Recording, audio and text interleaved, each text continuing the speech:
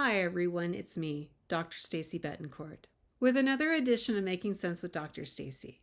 Today we talk about compassion. Now, last week I spoke about grief, so I thought this would be a natural follow-up. Compassion. Now, this action, it can be manifested in different ways, and providing this action to another individual can be very powerful and much needed to someone who's hurting. Now, there is a range of depth to compassion, and the idea here is I've seen it expressed as everything from support to coddling. And with that kind of range, it can often be misunderstood from both the giver and the receiver. Now, compassion, in my view, should not be overly sympathetic. And this might be counter to your own beliefs, and that's okay. But hear me out. I believe strongly in showing empathy. We can feel badly for someone without allowing overly sympathetic pity to enter the picture.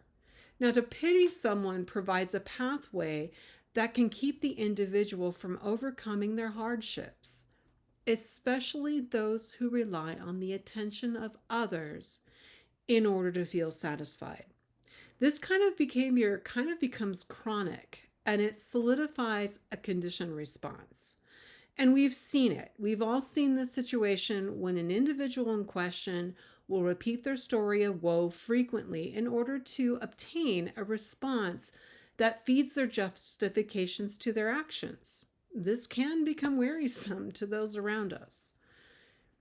Now, people with addictive personalities often use this as an attention getter or justifications for their actions.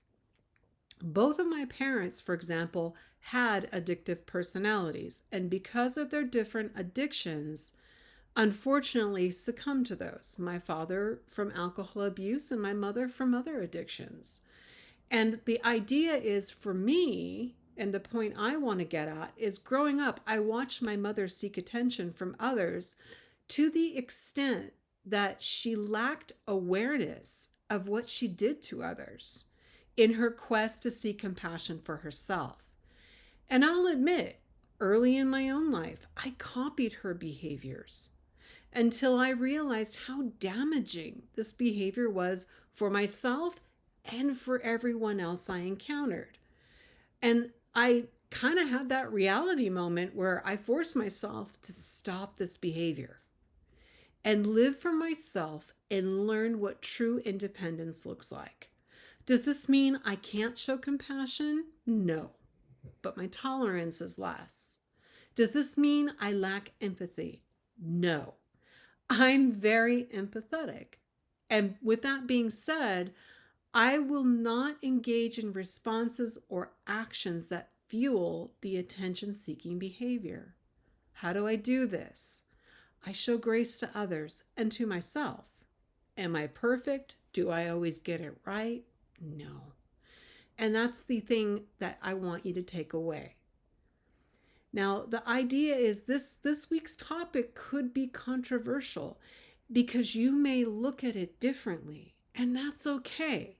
And I'd love to hear your thoughts on this. So, can you show compassion with grace and escape sympathy? And can we kind of come to a consensus that being sympathetic can actually be a little bit harmful? Let me know your thoughts. You can disagree with me. That's okay. Put them in the comments. Let's talk about it. And in the meantime, remember, treat yourself with grace. Treat others with grace. We're all on a journey, and even though the journey may look the same, or the end result is desired the same, the journey to get there will be very different. So be kind to others, be kind to yourself. And that's it.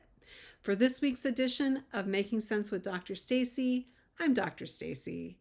And I hope you have a great week, and I'll see you next time. Take care, everyone.